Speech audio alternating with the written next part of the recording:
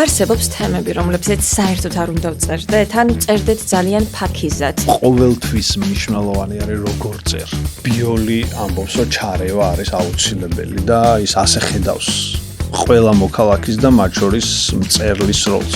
სად გადის ზღვარი ტაბუსა და ცენზურას შორის? ცენზურა ამახინჯებს ლიტერატურას, კლავს ადამიანის მისწრაფებას თავისუფლებისკენ.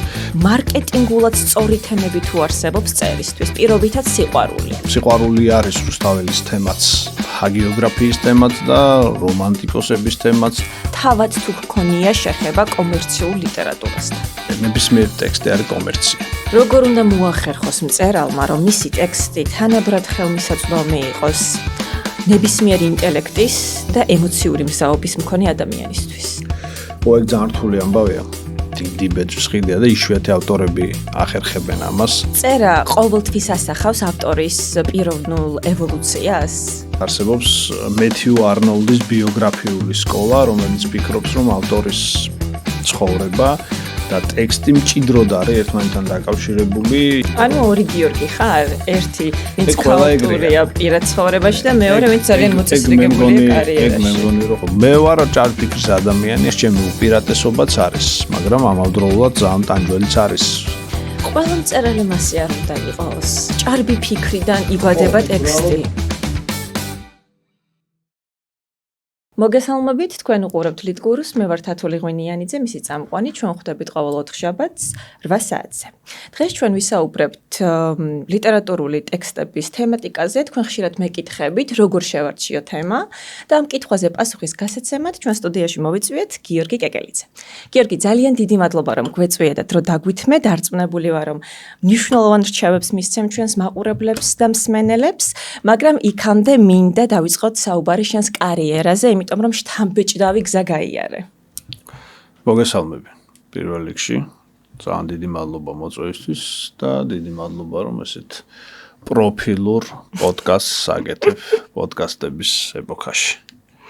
სხვანაირი პოდკასტების ეპოქაში. რაც შეეხება ჩემს ბიოგრაფიას, შთამბეჭდავი შეიძლება გარეთვალისთვის არის, მაგრამ ისე ზოგადი აზრით ნებისმიერი ადამიანის ცხოვრება გულისხმობს ძალიან ბევრ წინააღმდეგობას, სირთულეს, გადალახვას, ვერ გადალახვას და ასე შემდეგ. ჩემიც ეგეთი იყო, არაფერი განსხვავებული. უბრალოდ გარეთვალისთვის რაღაც შეიძლება ცოტა სხვანაირად ჩანდეს. თუმცა უკიდურესად ზოგადი აზრით, რა თქმა უნდა, ალბათ ამ სფეროში წარმატებული ადამიანი მქვია და ვცდილობ, რომ ეს წარმატება გარკვეულწილად ვიწრო მახასიათებლით არ იყოს განსაზღვრული და რაღაცნაირად რომ გავათამაშოთ და ხშირად ვათამაშებ ამ სათაურს უელბეკის ცნობილი ტექსტი ბრძოლის ველის განვრცობა მაგას გავდეს ჩემი საქმიანობა და ამას გარკვეულწილად შეიძლება ჩემი ხასიათობრივი ამბავიც განაპირობებს და ამავდროულად გურულობაც გარკვეულწილად, იმიტომ რომ უკიდურესად მოусვენარე ადამიანი ვარ და ვცდილობ რომ ბევრ რამეს მოვედო, მათ შორის იმ სფეროში, რომელსაც წარმოვადგენ და ამიტომაც რეალურად ჩემი ბიოგრაფიის მანძილზე მოვსინჯე ძალიან ბევრი მიმართულება იქნებოდა ეს საკუთრივ შემოქმედების გარდა და იქაც ვცდილობ რომ ყველა ჟანრი მოვიცვა. მენეჯმენტი, მარკეტინგი და ასე შემდეგ და საკმაოდ დიდ და სერიოზულ ადგილებში, რაც ჩემთვის ძალიან მნიშვნელოვანი პერსონალური გამოცდილება იყო პირველ რიგში. მე კლასიკური აზრით კარიერისტი ადამიანი არ ვარ. გულისხმობ იმას, რომ ჩემთვის წარმატება არ არის საფეხურეობრივი მოცემულობა და სადღაც არ მივილტვი. არამედ უბრალოდ ჩემთვის მნიშვნელოვანი არის, რომ ვაკეთო საქმე. ოღონდ, რა თქმა უნდა, არ მინდა რაღაც ესეთი ყალბი, ვთქვათ, თუ შეიძლება ასე ითქვას, თავდაბლობა გამოვიდეს და ამ საქმეს, რა თქმა უნდა, ყველას აქვს სურვილი, რომ მოსდევდეს შეფასება. იმიტომ რომ ადამიანი სახელის არსება, ანუ შოთა რუსთაველის არ იყოს, ჯობს სახელისა მოხვეჭა ყოველსა მოსახვეჭელსა და ეს არ არის უბრალო სიტყვები, იმიტომ რომ ერთადერთი დადასტურებული ფორმა დანარჩენი არის რწმენების, წარმოდგენების ამბავი, სრულიად შესანიშნავია ეს, მივესალმები, ყველას პატივისცემ, მაგრამ აქ დედამიწაზე დადასტურებული ერთადერთი ფორმა უკდავების არის სახელის მოხვეჭა. შესაბამისად, ყველა ადამიანი ამისკენ მიილტვის სხვადასხვა ფორმით, სხვადასხვა თუ შეიძლება ასე ითქვას მასშტაბით, არა იმიტომ რომ ვიღაცაზე უკეთესია, უბრალოდ ადამიანების სურვილს, წინასწარ განწყობას, შეიძლება გენეტიკურ მახასიათებელსაც გააჩნია, რა უნდა მას და რას მე ვიცნობ ადამიანებს, რომლებიც ამაზრით კმარები არიან და მაგალითად მათთვის მნიშვნელოვანი შეიძლება იყოს 5-6 კაცის აზრი, ადამიანის აზრი მათზე და მორჩა ვიცნობ ისეთებსაც, რომლებიც ბუნებრივია, ამით ვერ კმაყოფილდებიან და ცდილობენ, რომ ეს პოპულარობა გაცილებით უფრო მასობრივი იყოს. რა თქმა უნდა, მე ეს ყველაფერი გარკვეულ კორელაციაში ან ანტიკორელაციაში არის პირად ცხოვრებასთან და რეალურად თქვათ, საკუთარ გავლენებს ახდენს და კორექციასაც მიმართავ, ხო? მაგრამ ეს სხვა ლაპარაკის საგანია. გიორგი, როგორ მე ხოლმე უნდა ჩამომეთვალა რა ვქენი? ესე ზოგადი საკმარისია ძალიან საინტერესო იყო. ხო არ შევცდი მეთქი. რასამ, მაგ არასწორი პასუხები არ არსებობს. ოკეი. როგორ შეიქმნა წერალი გიორგი კეკელიძე? წერალი გიორგი კეკელიძე მასე ხშირად ყვები ხოლმე, რაღაცნაირი თქვათ შეიძლება მოსაბეზრებელი ამბავიც არის, მაგრამ რაც არის, იმას ყვები და ახალს იმის გულისთვის, რომ იგივე არ მოყვე. ვერ მოიგონებ. თავიდანვე მქონდა ერთგვარი პოზიტიური იძულება ოჯახში, იმიტომ რომ ყველა ვინც ჩემს ირგვლივ ცხოვრობდა, ლიტერატურით იყო მოწამლული. იქნებოდნენ ეს, თქვათ, უფროსი თაობის წარმომადგენლები, რომლებიც მასწავლებლები იყვნენ, დირექტორიც იყო სკოლის, თუ თქვათ, დედაც, მამაც, ჩემი სხვა ნათესავებიც და დიდწილად მესმოდა სულ ტექსტები ირგვლივ. იმდენად რომ რეალურად ჩვეულებრივ ამბებსაც კი ტექსტებით პასუხობდნენ ხოლმე. ჩემთანაც მასეა ოჯახში. ხო, და ეს რა თქმა უნდა დიდ გავლენას ახდენდა. ამას ემატებოდა ოჯახური ლეგენდები. ჩემს მიმართ ერთი ლეგენდა იყო, ამბავი იყო, რომ როდესაც დავიბადე და ჭიპლარი მომჭრეს, დეიდაჩემა შეაგდო უნივერსიტეტის მერხში. მართლა. თბილისის სახელმწიფო აღარ ახლოს ამ პოდკასტის ჩაწერის ადგილთან და შესაბამისად თქვათ ეგ ბრჭყალებში წყევლად თუ პირიქით კარგი რამ არ ვიცი ხეს ნაიური ამბავი აცხადია მაგრამ ისეთი ვიღაცისთვის შეიძლება მისტიკურიც თან მდევს მე მეორე ამბავი იყო ეგ რომ ეგეც ოჯახური ლეგენდის ნაწილია ოღონდ ეს უკვე ნამდვილად ლეგენდის და არა ვთქვათ ნამდვილ ამბავზე დაფუძნებულს, იმიტომ რომ სულ მგონია, რომ ეგ ბებია ჩემის ნახელავია და მისი დაწერილი ტექსტი გახლავთ, სულ მეუბნებოდნენ, რომ 3 წლის რო ვიყავი, გამოვთქვი, მაშინ ასე ამბობდნენ ერთი ლექსი, ჭუჭინაწვი, მე მიყვარს ქარია და ქარი, ბავშვებო არ გამოხვიდეთ, არ გააღოთ ქარი. მოკლედ ეს ორი რაღაცა ვიცოდი. და იმ ჩვენიერ დღეს გადავწყვიტე, რომ გამختارიყავი მწერალი. უნდა ერთი მშვენიერი დღეც ადრე იყო ძალიან. მე 4-5 კლასში ვიყავი და მახსოვს ძალიან გრძელი ტექსტი დავწერე რაღაცა ზუსტად არ მახსოვს პირველი მონაწილე სუბიექტი პროტაგონისტი, მაგრამ მეორე იყო გლახაკი, იღაცდა გლახაკი ეგრე ერქვა. და მახსოვს რომ მქონდა ესეთი დიდი საკმაოდ მოცულობითი ფურცლები კორდონის, რომელიც თავის დროზე ძალიან ესეთი სერიოზული გარიგებით სკოლაში გავცვალე FIFA 1994-ის მაშინ ასე ეძახდნენ ნაკლეიკაში. ჩემს დროსაც იყო. ეგ არის შოვებოდა, რაღაც ნომერი მქონდა 4 ნომერი, რომელიც არის შოვებოდა და მაგაში გავცვალე ძალიან ბევრი კორდონი წამოვიდა სახში. რატომ ეს კორდონები თავიდან არ ვიცი, მაგრამ ამ ამბავში გამოდგა. და საბოლოო ჯამში ეგ გარიგება არის იმის მიზეზიც, რომ მე აგუზიო. და დავხედე ამ კორდონს, დავიწყე წერა. მე მივუტანი მამაჩემს. და უკან იყო მამაჩემი ეზოში და ბალახს ეძებდა ძროხისთვის რაღაც ამდაგვარი საყოფა ცხოვრება სამეურნეო ამბავი და წაუკითხე და ნუ ის ახლა ყველა შემთხვევაში ახლოვანებოდა და ახლოვანდა კიდეც და ამის მერე მომეცა სტიმული და დავიწყე წერა. ძალიან მნიშვნელოვანი არის შეფასება, ბუნებრივია ყოველთვის, უფრო ზუსტად რო ვთქვათ, პასუხი შემოქმედებაზე, იმიტომ რომ ნებისმიერი ადამიანი, ვინც ხელში კალამს, ამ კონკრეტულ შემთხვევაში კლავიატურას იღებს, ყველა შემთხვევაში, რაც არ უნდა იბრალებდეს ის, რომ ვთქვათ, საკუთარი თავისთვის წერს ან რაღაც ცნობური მახასიათებლები შემატოს ამ მოცემულობას, მაინც გულისხმობს მკითხველს, გარდაულად. იმდენად რომ ამასთან დაკავშირებით ჩვენ გვაქვს რაღაც ესეთი ქრესტომათიული აქტები, მაგალითად, აი პრორაფაელიტების ამბავი, როდესაც მათი ძალიან ცნობილი საერთო მუზა იყო სხვა შორის ლის სიდალი გარდაიცვალა როზეტმა ერთ-ერთმა გამორჩეულმა ავტორმა ისინი უფრო უმეტესწილად ალბათ ხარისხის აზრით მხატვრები იყვნენ, მაგრამ ყველა წერდა საკუთარი გამოუქვეყნებელი ლექსები დაფლა აი ამ თავის შეყვარებულთან ერთად, ხო? ეს ტრაგიკული. ეს ელისაბედის ძალიან ცნობილი აიკონური ფიგურა არის, ეგ თავის დროზე დახატული ხავს მილეს, აი მომაკვდავი ოფელია თუ გახსოვთ ესეთი ტილო, რომელიც მერე გაიმეორა ნიკეივმა და კაილი მინოგმა თავის კლიპში, ქალი რო წერს ტუმფარებში და ტბორში, გაიმეორა ლანსფორდ ტრიერმა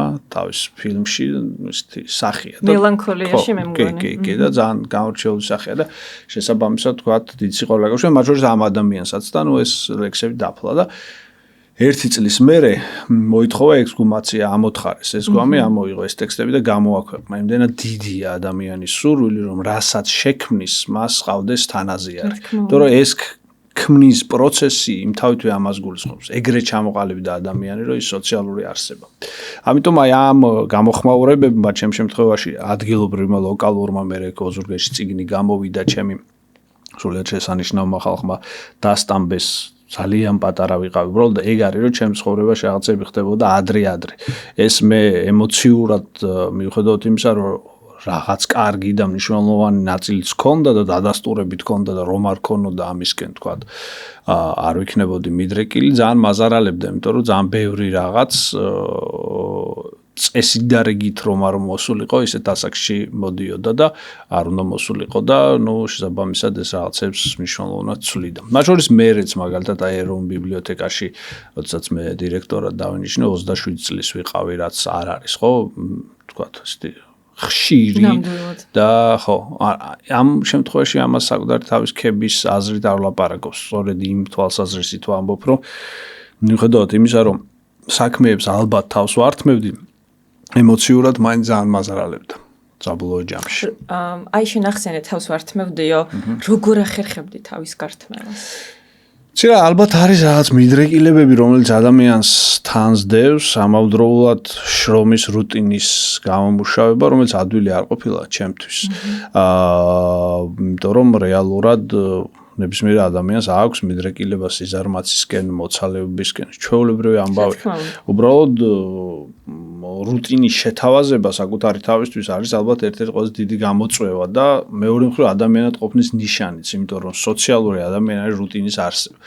აქედან გამომდინარე ბუნებრივია რომ ეს ძალიან დიდი ვარჯიშის ფასად ხდებოდა. იმიტომ რომ მანამდე მე ვთქვათ დავაფუძნე ჩემს მეგობრებთან ერთად ჯერ ლიტერატურული გაზეთი ლილ, მერე პირველი ქართული ელექტრონული ბიბლიოთეკა ლიბჯი და ეს ამბები თანსდევდა ჩემს ცხოვრებას, როგორც ერთგვარი ვარჯიშის იძულება, ხო?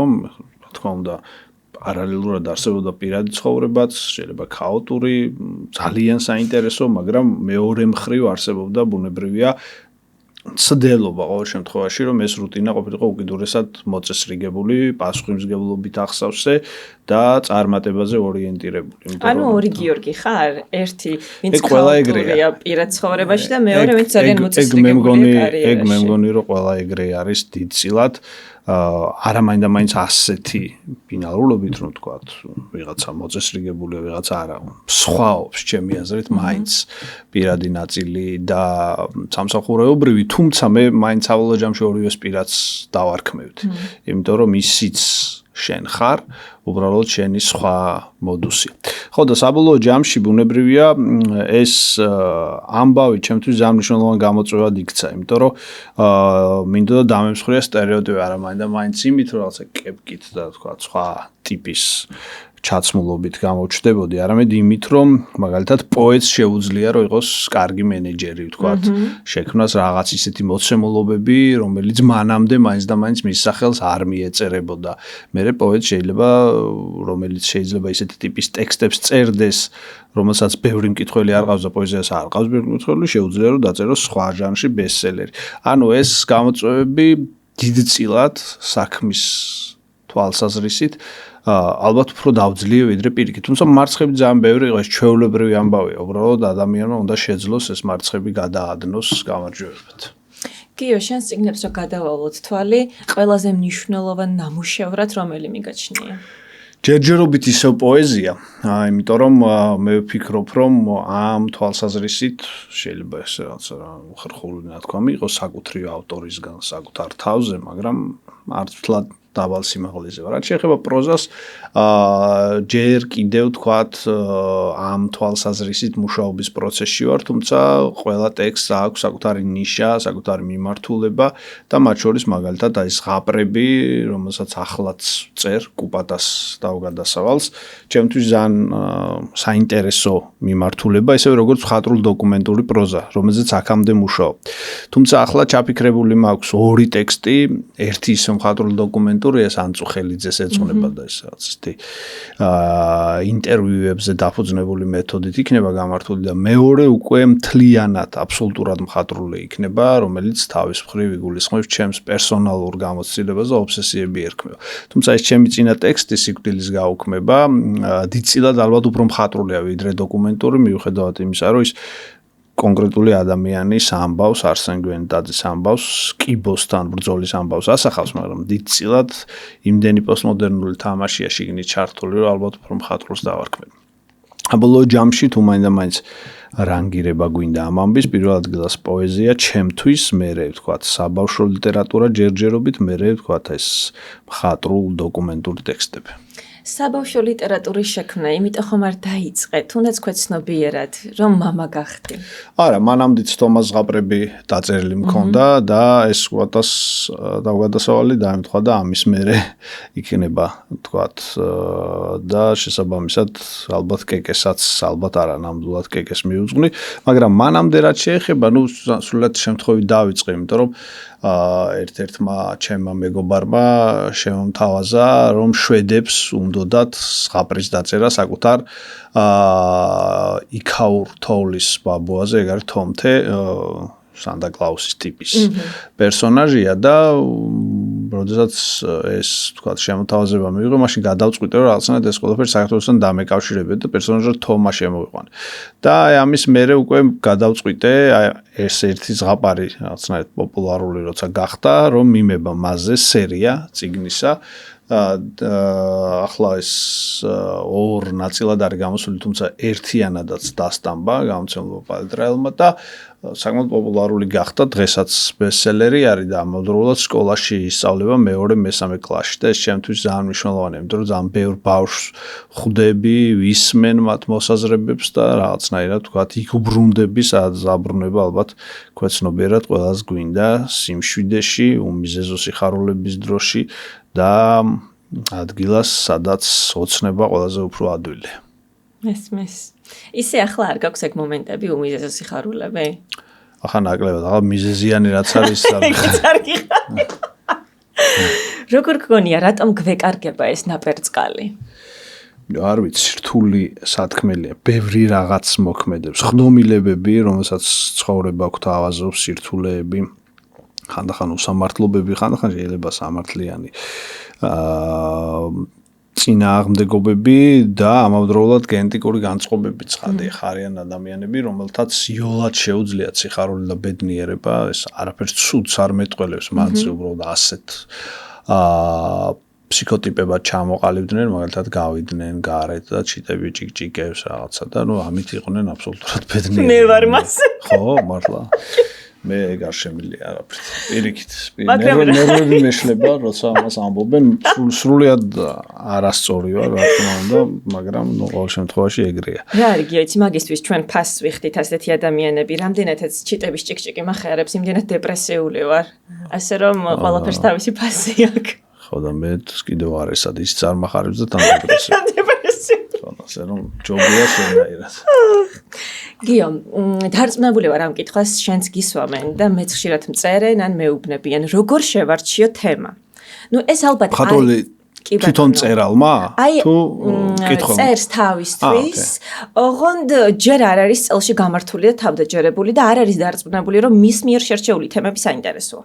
აი ამ კუთხით მინდა ვიმსჯელოთ, როგორ შეარჩიონ სწორად თემატიკა. საინტერესო კითხვაა, სხვა შორის, იმიტომ რომ ესეც ალბათ გარკვეულწილად უნარებს და მიდრეკილებებს უკავშირდება, იმიტომ რომ აი მაგალითად თუნდაც პოეზიაში თემატიკას ცოტა უფრო თუ გავაფართოვებთ და ლექსმცოდნეობის თვალსაზრისითაც ვისაუბრებთ და ვთქვათ ამ კონკრეტულ შემთხვევაში ტექსტის მახასიათებელს ფორმალისტური აზრითაც განვიხილავთ, ვიღაცა არის, რომელსაც შეუძლია უფრო ვერლიბრის წერა და ნაკლებად გამოდის კონვენციური ტექსტი, ხო, რითმიან ლექსსაც ასე ვეძახით. ვიღაც პირიქით ვთქვათ, კლასიკურ კონვენციურ ფორმაში არის ძლივ, ვიღაცას ორივე ეხერხება და აი რაღაცნაირად ვერბლანს, რასაც უწოდებენ შერეულ ტექსტებს ქმნის, ხო? ეს ნაწილი ფორმის ნაწილი უკიდურესად ინდივიდუალურია, ხო? მათ შორის პროზაშიც ალბათ, იმიტომ რომ რეალურად იქაც სტილები სხვაობენ. ნუ ვიღაცა არის, რომელიც უფრო მშრალ სტილს მისდევს და მისთვის სიუჟეტური ნაწილი, იდეა უფრო მნიშვნელოვანია, ვიღაცა პოეტურ ნარატივს ურევს შიგნით და შემდეგ ბევრნაირი. მე მგონია, რომ ამის შერჩევა ალბათ განწყობების მიხედვით და უნარების და შესაძლებლობების მიხედვით ხდება ხოლმე. სხვანაირად ვერც ხვდები, როგორ უნდა განსაზღვროს ეს ადამიანმა, უბრალოდ სადაც უფრო უკეთესად იგრძნობს საკუთარ თავს, სადაც უფრო მეტი პასუხი ექნება იმ განცდაზე, რომლის განდობაც მან ფურცელს და მერე შესაბამისად მკითხველისთვის გააწყვეტა. ესეთი რთული ამბავია თავის მხრივ, მაგრამ მეორე მხრივ ამის გაგებაში ძალიან გვეხმარება ის, რაც მწერლისთვის ძალიან აუცილებელი მგონია, მაგრამ ხშირად ამბობენ, რომ თქვათ ეს არ არის უმთავრესი რამ, რომ მწერალი თვითონ იყოს მკითხველი. მათ შორის არა მანდამაი საკუთარი თავის, არამედ სხვა, რა თქმა უნდა, იყო ადრე ესეთი ანეკდოტი ჯერ ჩუქჩაზე და მე ერთ ქართველ მწერალზე გადმომისამართდა, როდესაც მას ეკითხებოდნენ რაღაც ტექსტებს და ვერ პასუხობდა, არ იცოდა ამ ტექსტების შესახებ და ავტორების შესახებ, მაგრამ თქვა რომ მე მწერალი ვარ, მკითხველი კი არ ვარო და ეგ არ არის სწორი მითქმა. ანუ თუ მწერალი ხარ, მკითხველიც უნდა იყო. მათ შორის ბუნებრივია ეს წაკითხვა მხოლოდ ტექსტის წაკითხვას არ გულისხმობს, არამედ გულისხმობს გარემოს და ადამიანების წაკითხვასაც. უნდა სულ აკვირდებოდე იქაურობას, სადაც აღმოჩნდები ეს აუცილებელი ნაწილია და აგენტის როლს გავს მწერლის როლი. და ყველაფერი უნდა შეამჩნიოს, ყველაფერი უნდა ჩაინიშნოს გონებაში. რა კავშირია წერასა და იდენტობის ძიებას შორის? წერა ყოველთვის ასახავს ავტორის პიროვნულ ევოლუციას? გარკვეულწილად ალბათ კი, მაგაზე ძალიან ბევრი კვლევა არსებობს და ამავდროულად დავაც ცხადია, რამდენად დაკავშირებულია ავტორი და ტექსტი ერთმანეთთან, ხო? აი ძალიან საეტაპო ავტორები რო ვთქვათ, მაგალითად არსებობს მეთიუ არნოლდის ბიოგრაფიული სკოლა, რომელიც ფიქრობს, რომ ავტორის ცხოვრება და ტექსტი მჭიდროდ არის ერთმანეთთან დაკავშირებული, იმეორებს ერთმანეთს და თუ მაგალითად ტექსტის შესწავლა გვინდა, რა ვიცი, მაგალითად ჰამლეტის ან მეფე ლირის ან რომეო და ჯულიეტასი, ჩვენ უნდა ვიცოდეთ შექსპირის შესახებ. ან სასურველია რომ ვიცოდეთ შექსპირის შესახებ. აი როლან ბარტი ამბობს, რომ ავტორი მოკვდა. ეს მის ძალიან ცნობილი ესეთი საეტაპო გამონათქვამია, რომელშიც ის გულისხმობს იმას, რომ ჩვენთვის მხოლოდ ტექსტები უნდა მნიშვნელობდეს, იმიტომ რომ ავტორი შეიძლება იდგეს განზე. ანუ არაფრით არ წარმოადგენდეს საკუთარ ბიოგრაფიით, საკუთარ ტექსტს და მეტიც შეიძლება დამაზარალებელი იყოს ამ ტექსტის აღქმისთვის. ბარტის თეზა და მისი ახსნა ამ ამბის, ხო?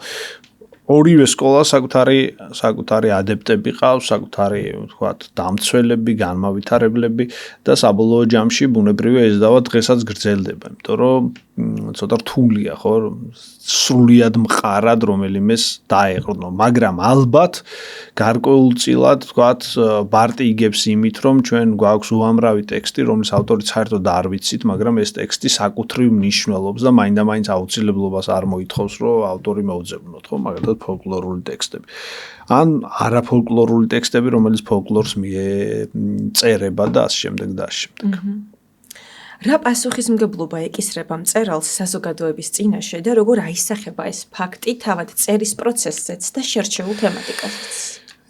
მანდაც არ არსებობს ერთმნიშვნელოვანი პასუხი, იმიტომ რომ მაგალითად ბიოლი ამბობს, რომ ჩარევა არის აუცილებელი და ის ასე ხედავს ყველა მოქალაქის და მათ შორის მწერლის როლს.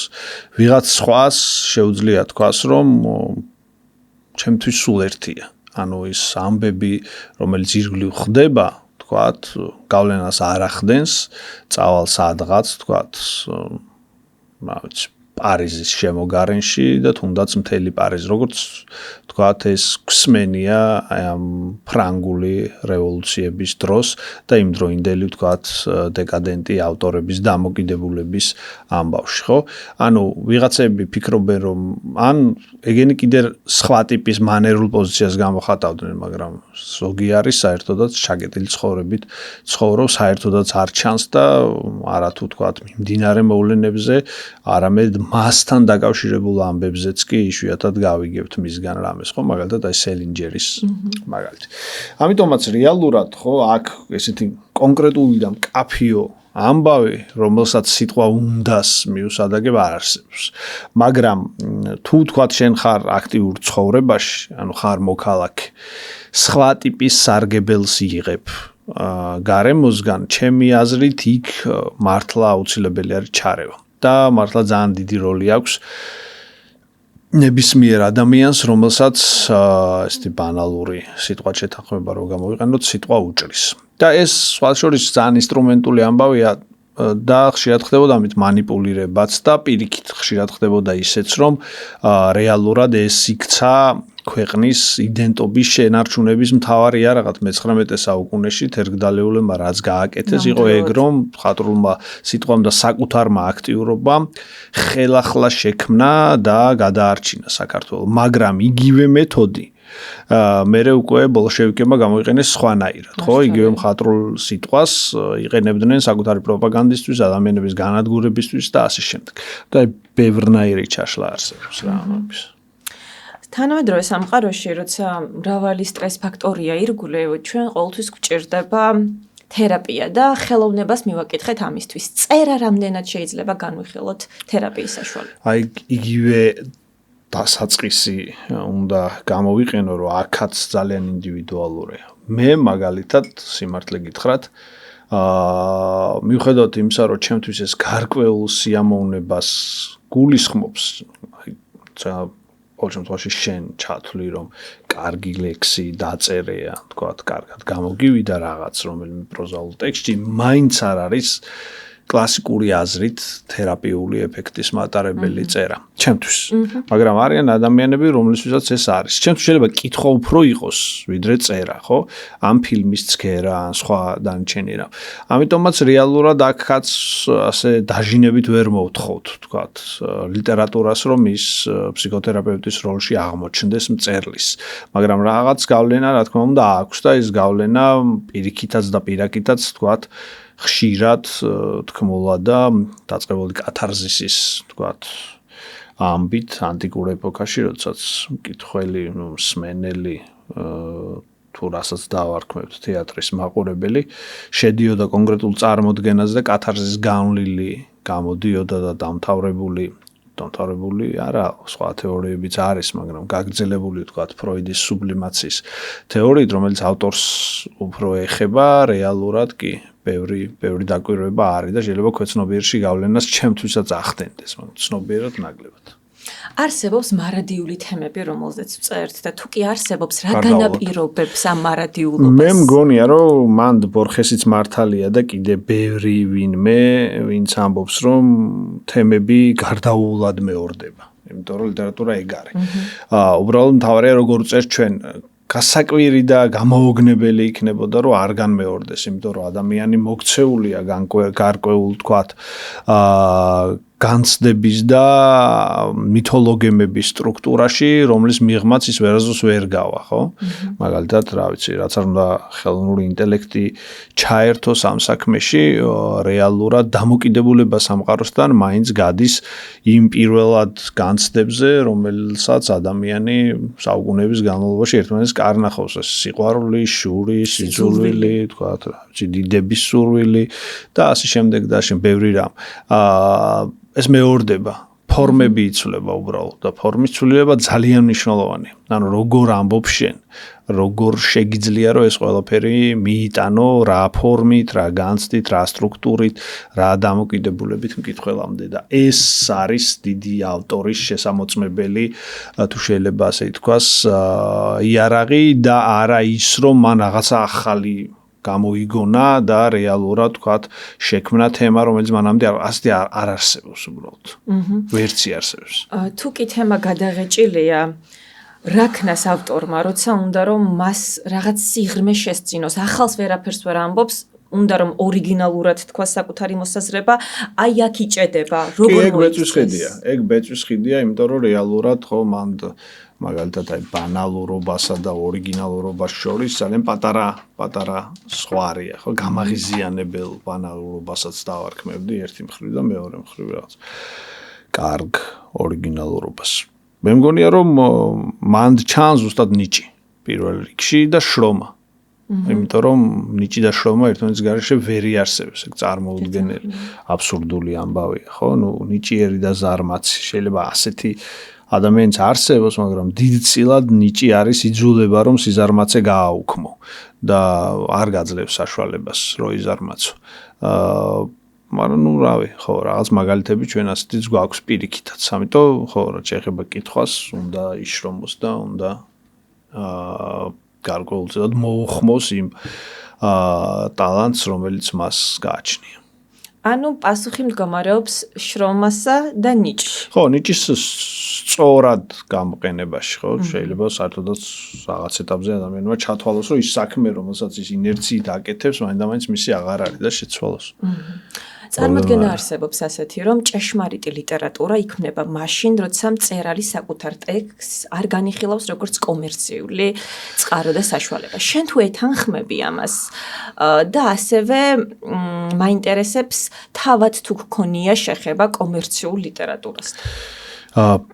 ცდა არის ეგეც ცოტა ისეთი ფართო ამბავია, ნებისმიერ ტექსტი არის კომერცია. იმიტომ რომ შენ ყოველთვის ეძებ მონაგებს. არ არის მაინც აუცილებელი რომ კომერციული სიტყვა ამ კონკრეტულ შემთხვევაში ფულში ითარგმნოს.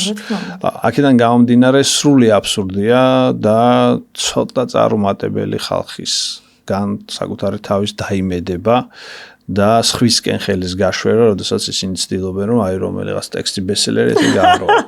და ასე შემდეგ და ასე შემდეგ. ხო, არა, ეს ჩვეულებრივი მახასიათებელია. თუმცა მეორე მხრივ რა თქმა უნდა არსებობენ ბესტსელერები, რომელიც არ ვარგა და ეგ ჩვეულებრივი ამბავია, თელ სოფლიოში რაღაც წიგნები იწერება, რომელიც არ ვარგა, ისევე როგორც კიდევ უფრო მეტი წიგნი იწერება, რომელიც ბესტსელერი არ არის და მაინც არ ვარგა. ამიტომ რეალურად ხო, ეგ არის ასევე სუპერ ინდივიდუალური ჩვენ ვიცით ტექსტები, რომელიც ბესტსელერი არის, მაგრამ არის კარგი ტექსტი და პირიქითაც. რაც შეეხება კომერციულობაში, ეს მაინც ალბათ აი ამ ძალად გასაკრალურებული მოცემულობების ინერციის ბრალია. და ამ ინერციის ტყვე არის ბევრი ადამიანი, მათ შორის სრულიად შესანიშნავი კარგი პროფესიონალიც კი. მინდა გითხრათ, იმიტომ რომ მათ აქვთ ეს რაღაცნაირი იძულება, რომ აი შენ თუ რაღაცას დაწერი, მარტო მან უნდა წაიკითხოს და მოეწონოს და დანარჩენს თუ მოეწონა სერიოზული პრობლემა. პრობლემა ეგ, მათი პრობლემაა. ეს ლიტერატურული სნობიზმია? ხო, მაგრამ ცოტა კომიკური. რა თქმა უნდა. ახლა როცა ასეთი დიდია კონკურენცია, უფრო მეტი საშუალება გვაქვს რომ დაუბეჭდოთ და გამოვცეთ. ჩნდება კითხვა, მარკეტინგულად სწორი თემები თუ არსებობს წერისთვის, პირობითად სიყვარული. თავისთავად. ხო, მაგრამ სიყვარული არის რუსთაველის თემაც და სიყვარული არის რაღაცნაირად ჰაგიოგრაფიის თემაც და რომანტიკოსების თემაც და ასე შემდეგ და შემდეგ იმის გამო რომ ეს ბევრი ადამიანისთვის მნიშვნელოვანი და საინტერესო არის ლიტერატურა მას ვერ გამორიცხავს იმის შიშით რომ ვიღაცამ თქვას რომ ეს ახლა მარკეტინგულად საინტერესო ამბავი. ამიტომ აქაც პირველ რიგში ჩვენ დავიცოდეთ რომ ხაზი და ნიშნული არის წერლის ნიჭიერება პლუს ბუნებრივია მისი შრომა. დანარჩენი ახლა მე მარკეტინგულად ის ამას როგორ შეფუთავს და ვის რა აღიზიანებს და რა არ აღიზიანებს, მოდი დავუტოვოთ აი ამ ჭიქაში ჩასხმულ სითხეს, ოღონდ ცოტა უფრო გაცივებულს. მოდი შეიძლება ცივიწყალი არ დაგახვეთ. ცივიწყალს. არა, მე არ მჭირდება ეს, იმ ხალხს შეიძლება. ვინც ბრაზდება. რამდენად ხშირად ხდება ისე რომ მწერალი კი არ პოულობს თემას, თემა პოულობს მწერალს. ეს ერთმანეთს მიემართება, ერთად ხდება თითქმის რეალურად, იმიტომ რომ როდესაც ავტორი ხარ, გარკვეულწილად როგორც უკვე ვთქვით, სამყაროს აკვირდები. და აი ამ დაკვირვებაში ბუნებრივია არის რაღაც ამბები, რომელიც გამოუსადეგარია შენთვის, პერსონალურად ვიღაცისთვის შეიძლება სრულიად შესანიშნავი იყოს და არის ამბები, რომელიც ძალიან ახლოს არის შენს შემოქმედებასთან, შენს სტილთან, შენს ინტერესებთან და მას გარდაულად, თქვათ, პოულობ და მოგყავს შენთან. ამიტომ ამ აზრით ეს ურთიერთქმედება არსებობს. ისე ეს ინტუიციური პროცესია, ლოგიკური პროცესია თუ რაღაც მაგია? ხო, რა, ვინცაც რა უნდა ის დაარქვას, ხო, ეს ხო, ლიტერატურა ვიღაცამ შეიძლება შთაგონებას მუზა დაარქვას, ვიღაცამ თქვას, რომ მუზა არ არსებობს და ეს განცდის და თქვათ დამოკიდებულების ამბავია, ვიღაცამ თქვას, რომ ეს არის მაგია, ვიღაცამ თქვას, რომ ეს არის პროფესიული აქტი. მან მე მგონი რომ ძალიან თავისუფლები უნდა ვიყოთ. შენთვის მუზა არსებობს? არა, ჩემთვის მუზა იმ გაგებით რა გაგებითაც ჩვენ მუზა ვიცით არ არსებობს, მაგრამ ზოგადი აზრით შთაგონება მნიშვნელოვანი აცხადია და ამ შთაგონებას ადამიანები განაპირობებენ. როგორ ხდება ინფორმაციის დამუშავება იმისთვის, რომ ეს ყველაფერი თემად გარდაიქმნას? იქნება ეს თანამედროვე ტენდენციები თუ რაღაც მიღწევები ტექნოლოგიებში, აი ყველაფერი როგორ ვამუშავებთ და როგორ ვაქცევთ? დღეს ბევრი საშუალება არსებობს ამის წერალს ძალიან გაუმართლა, იმიტომ რომ განსაკუთრებით პროზაიკოს, რომელსაც დიდი და რუტინული შრომა აქვს წინ, ხო? იმიტომ რომ ადრე უხდებოდათ მათ არქი, დღესაც შეიძლება რაღაცას დაჭირდეთ, მაგრამ ნუ არქივებში რაღაცების ძებნა, ბიბლიოთეკებში საათობით ჯდომა და შესაბამისი 10 წილადებით წიგნებში რაღაც კონკრეტული ადგილების დაძებნა, სხვების დახმარებით და შემდეგ და დღეს იგივე ვირტუალური სივრცე, საკუთარი საძიებო სისტემებით, ხელოვნური ინტელექტით რაღაცებს ადვილებს ძალიან. ხო, მაგალითად გაინტერესებს რომ რომელი ფულის ერთეული იყო პერუში ამა და ამ წელს, ხო, ამისთვის ხო შენ უნდა რომელიღაც სპეციალისტი მოგეძებნა, რომელიც გეტყოდა რომ აი ამ წიგნშია შეიძლება ეს წიგნი საერთოდ არ ყოფილიყო საქართველოში ეს გამოწვით და ასე შემდეგ. დღეს ეს მაგრად წვალობდი რა. კი, ძალიან მაგრად და ძალიან დასაფასებელი წვალებაა იქ თავის დროზე იმ დროინდელი პროზაიკოსებს. დღეს ეს ინფორმაციის ნაკადი არის გაცილებით უფრო ახლოს და გაცილებით უფრო ხელმისაწვდომი, ვიდრე მაშინ იყო და მე ეს პრობლემა არ მგონია პირიქით. როგორ იცვლება მწერალი კონკრეტულ თემაზე მუშაობისას და ეს შემთხვევით ორმხრივი პროცესი ხომ არ არის, როცა ტექსტით ცვლის ავტორს და ავტორი ავტომატურად ცვლის ტექსტს? ხო, ორმხრივი არის ეს პროცესი, გარკვეულწილად ტექსტი ალბათ ავტორს იმდენად ვერ შეცვლის, შეიძლება მკითხველზე მოახდინოს გავლენა, იმიტომ რომ ამ ავტორის კარნახით არის დაწერილი, მაგრამ ავტორი გზადაგზა ცვლის ტექსტს და ტექსტი ხან გაურბის საერთოდაც და ესეც ძალიან რაღაცა ეს სიტყვა ვაქციეთ მაგიური ვახსენეთ მაგიური და საინტერესო პროცესია, იმიტომ რომ შემოქმედება რაღაცით გააქვს ხელოვნური ინტელექტის ალგორითმსაც, იმიტომ რომ როდესაც შენ კონკრეტულ კარებს აღებ, მერე ამ კარის მიღმა თვითონ გვხდება ახალი სიტყვები, რომელიც რაღაც მიმართულებებს კარნახობს. ხო, მაგრამ ნახე წერისას შენ ახალ აღმოჩენებს აკეთებ საკუთარ თავშიც და როგორ შეიძლება ეს ხო პროცესია, აქ ხო მაინც მნიშვნელოვანი არ არის წერს თუ არ წერს, აქ მნიშვნელოვანი არის ის რეფლექსია და ეს შეიძლება წერის გარეშეც გააკეთოს ადამიანმა. კოლექტიურ მეხსიერებას და კულტურას რა როლი აქვს თემის შერჩევაში? უკიდურესად დიდი ჩვენ მე მაგ თვალსაზრისით იუნგიანელი ვარ, იმიტომ რომ მგონია რომ ადამიანის ცნობიერებაზე უდიდესი როლი აქვს კოლექტიურ გამოცდილებებს და განცდებს და ჩვენ ამის მემკვიდრეები ვართ. არა მაინდა-მაინც მხოლოდ პირდაპირი გენეტიკით, არამედ სოციალური გენეტიკითაც და ასე შემდეგ და ასე შემდეგ. ამიტომაც რეალურად ეს უკიდურესად მნიშვნელოვანი მახასიათებელია ადრეული შრეებიდან დაწყებული ეს მითები იქნება ეპოსის თქვათ, სხვა გამოვლენა, გაგრძელებული თქვათ ტიპური ფოლკლორით, მერე უკვე ფიქსირებული ლიტერატურით და ასე შემდეგ და ასე შემდეგ. ძალიან ჩვენ ვართ ნამდვილად ტექსტების ჯამი. თანამედროვე ადამიანები. გზავნილები როგორ ფორმირდება? ეს წინასწარ მოფიქრებულია თუ წერაში მოდის? რაღაც არის წინასწარ მოფიქრებული, რაღაცა არის წერის პროცესის ნაწილი. მე მაგალითად, როდესაც რაღაცას ვწერ, შეიძლება პირდაპირ დაწერილი არ მქონდეს, მაგრამ ინტუიტიურად ვიცი დასასრული. და მერე ვთქვათ, ვაგებ სრულ ტექსტს, იმიტომ რომ დასასრული ძალიან განსაზღვრავს ჩემს ნაწარმოებს, როგორც პროზაში, ასე პოეზიაში. სხვა ავტორი ალბათ სხვადასხვანაირად აკეთებს ამას. გზავნილები როგორც ლაიტმოტივი, განმეორებადი გზავნილები თუ არსებობს ქართულ ლიტერატურაში? რა თქმა უნდა, კი, ლიტერატურა იმეორებს ბევრ რამეს და ეს არც დასამალია, არც დასაძრახი და ყოველთვის ეძებს წინაპარს. ეს ხო გაზომილი საქმეა, რაც არ უნდა ვთქვათ ფუტურისტად წარმოადგინოთ, თუმცა ჩვენ ძალიან კარგი ფუტურისტები გვყავდა სხვა შორის თავის დროზე ეს სერიოზული გამოცემები, მათ შორის დადაისტებიც ხო თოლაბულის სარტყელი, ან თქვათ ფუტურისტების ლიტერატურას და სხვა აშორიო S4 და ასე შემდეგ და ასე შემდეგ, ხო კიდევ რაღაცა პატარა მინიმალური ეჯერადი გამოცემებიც არსებობდა. და ისინი უარყოფდნენ თითქოს ხო ყველანაირ გავლენას, წვავდნენ წარსულს, მაგრამ მაინც ამის ნაწილი. ეს უარყოფაც ნიშნავს იმას, რომ შენზე ამას გავლენა აქვს. და ის ვინც არ უარყოფდა, ის აღიარებდა ხო მაგალითად და ეძებდა საკუთარ წინაპარს, საკუთარი განცდების წინაპარს, ხო რაღაც ის ბერყანწელები თვლიდნენ, რომ შეიძლება არე ვაჟაფშაველა, ან თქვათ მერანი ნიკოლოზ ბარათაშვილის ვიღაც თვლიდა, რომ ეს არის აგაგწერთლის ხაზი, აგაგწერთელი თავის სხვა რამეს თვლიდა და ასე შემდეგ და ასე შემდეგ. ამიტომ ეს ჯაჭვურობა არსებობს. როგორ უნდა მოახერხოს მწერალმა, რომ მისი ტექსტი თანაბრად ხელმისაწვდომი იყოს ნებისმიერი ინტელექტის და ემოციური მზაობის მქონე ადამიანისთვის? ეგ ძალიან რთული ამბავია. დიდი ბეჭვს ხიდია და იშვიათი ავტორები ახერხებენ ამას. თან წინასწარ განწყობებიც ხო არსებობს, სხვა წრეების და ასე შემდეგ და ასე შემდეგ. არ ვიცი. მე მგონია რომ ხო მან და უკვე რაღაც ისეთ გენიალურობასთან მიახლოებულ ამბავთან მაინც უნდა გქონდეს საქმე და როგორ უნდა მოახერხოს ეს მან და კონკრეტულმა ადამიანმა ალბათ უკეციც ასეთი ამბები და ასეთი ტექსტები ჩვენ გვსმენია. თუმცა სიმართლე ითქვას თავის დროზე ძალიან დიდი როლი ჰქონდა სელექციურ ლიტერატურასაც. გულისხმობ რას, რომ ის რომ რაღაცა იყო მნიშვნელოვანი და ამავდროულად მნიშვნელოვანი ყველასთვის, ეს განპირობებული იყო იმით, რომ გამოცემები იყო სელექციური, სუბსიდირებული და უდიდესი ამ კონკრეტულ შემთხვევაში, ნუ არ ვიცი, ალბათ უფრო კარგი გაგებით პროპაგანდის მატერიალი. ტექსტზე არ ვლაპარაკობ.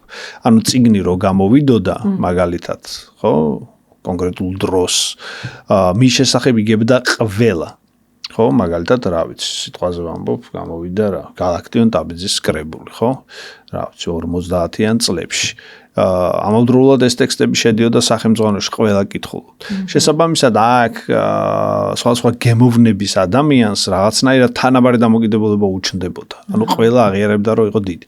ეს რო ყოფილიყო რაღაცა თავისუფალი ცურვის ველი, კაცმა არ იცის, ხო, ვიღაცა გაიგებდა გალაქტიონ ტაბიძეს, ვიღაცა გაიგებდა ფეშანგი ფაშუბერტყაძეს. იგივენაირად მოხდებოდა, როგორც დღეს ხდება.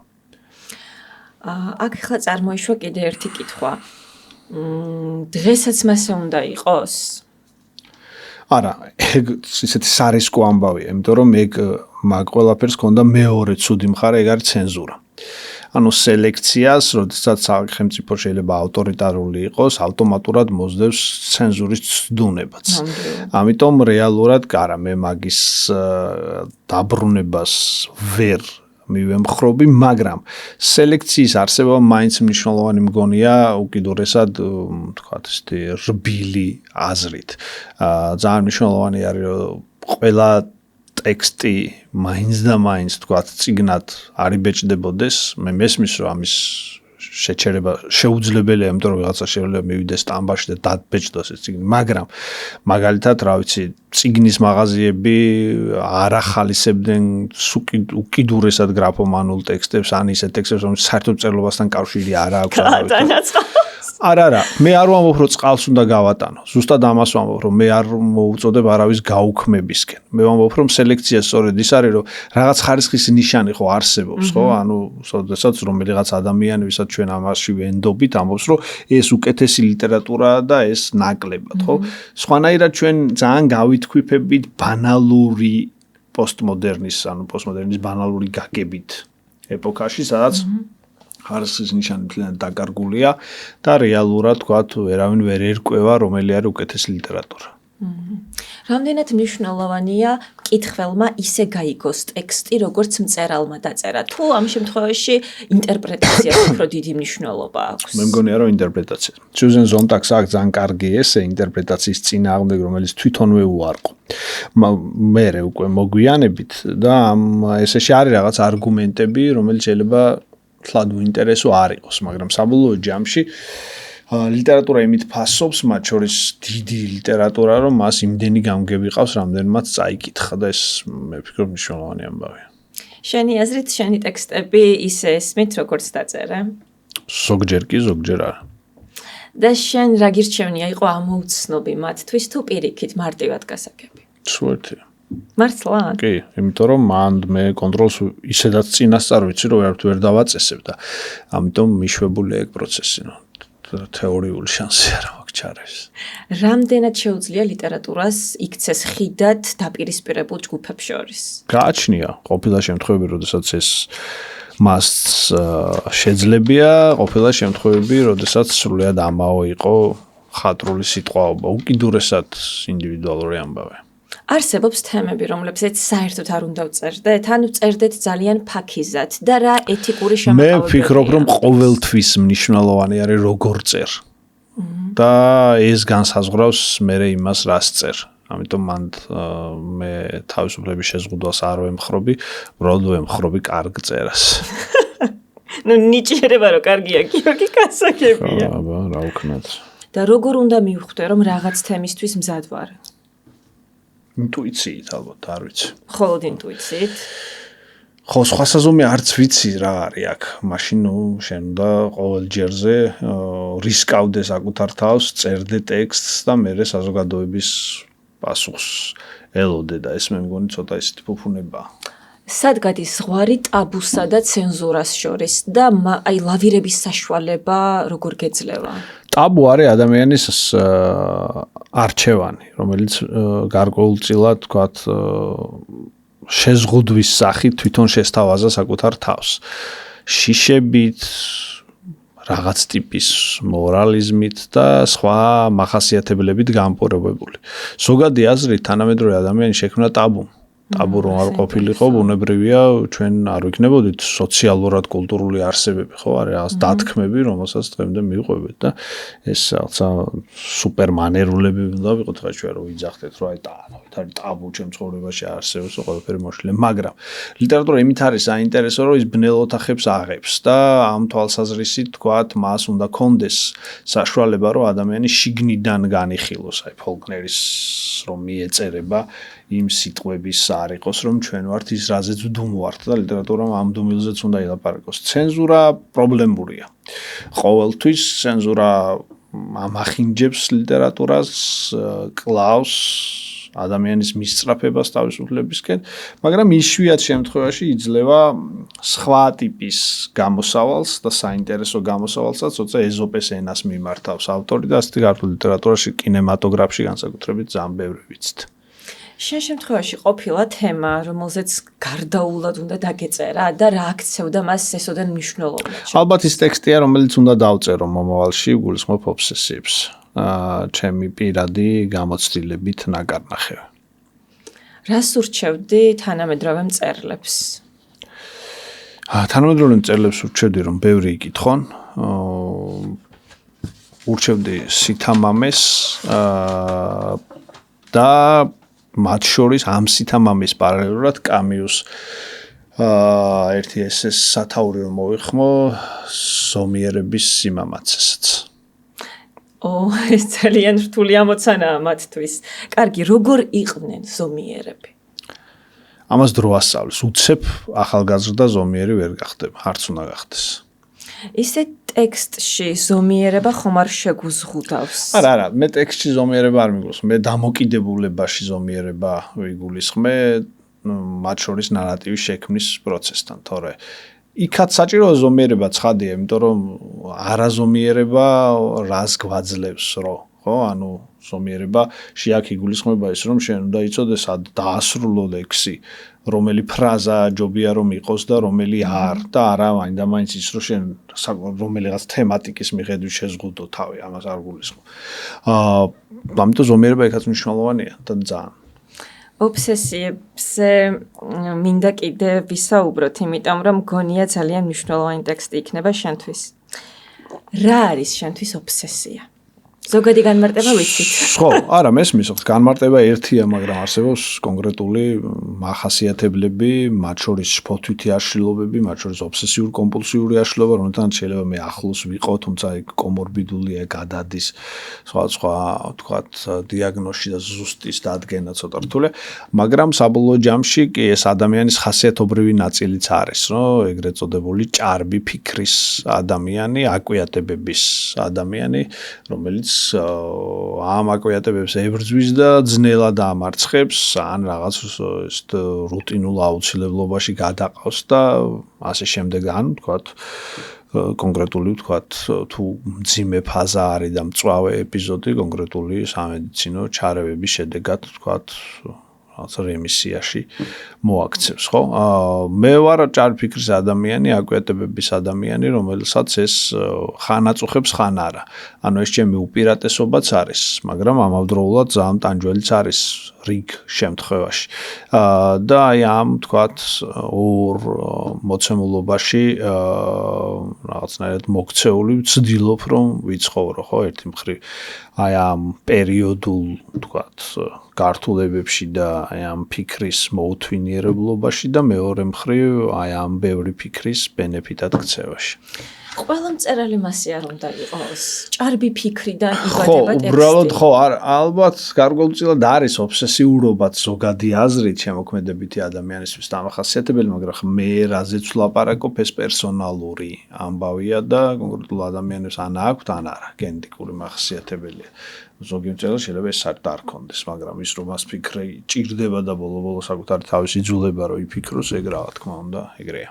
თუმცა ფიქრზე ფიქრი ვგონებს საუკეთესოა, რაც ადამიანს აქვს უნარი. მაგრამ ფიქრზე ფიქრი მერე იწვევს შიშის შიშაც და ეს ყველაფერი მერე მრავლდება და ართულებს ცხოვრებს.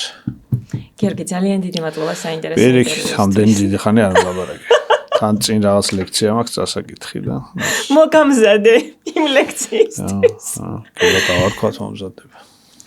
თქვენ უყურებთ ლიტკურის, მე ვარ თათული ღვენიანიძე, მისი წამყვანი, ჩვენ შევხვდებით მომავალ ოთხშაბათს 8 საათზე. ძალიან დიდი მადლობა.